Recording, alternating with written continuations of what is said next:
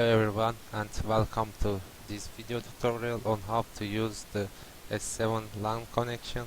My name is Erhan and in this tutorial I will show you how to connect the ZMAS PLCs using the S7 Lan connection and write data from them.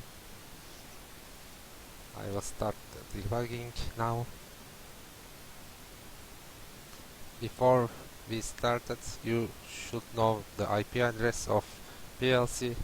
I create a simulation and I know my IP address,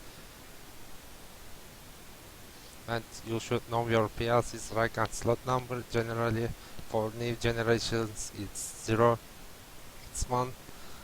Old PLC's slot number is 2. You could find your own slot number from your device configuration from here.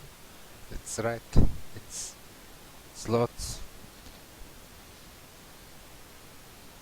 I will push the connect and this connection okay. If I something's mistake on here and put connect, I will see the error from here.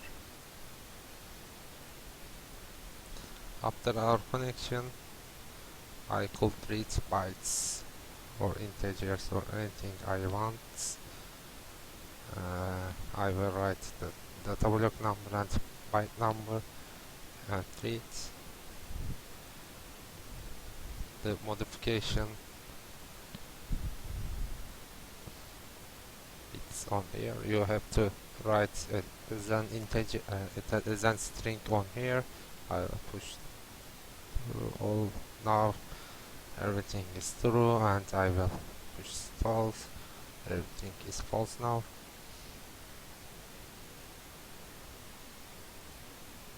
And for the integer writes, I will not show all of the type on here. Let me offset number is 16 and you could clearly show 16 and make it 30 and it change. For the data block of backup data blocks on old generation, you could not take a snapshot of PLC. That is not clearly data block.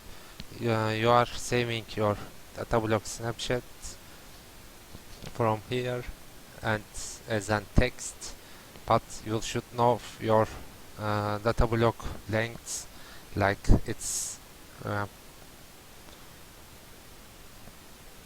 now it's, you can see your address is out of range. Let me, for example, it's out of range, it's saying of range again. Let me check it. My data block length, it's fine.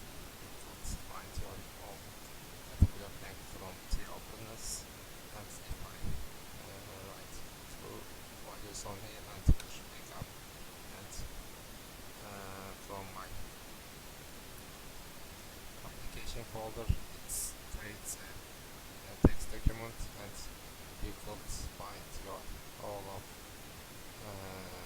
from byte to byte. It's hexadecimal also values. If you have any questions, you could send a mail from me on my website. I will share as soon as possible my source code. Thanks all. Have a nice work.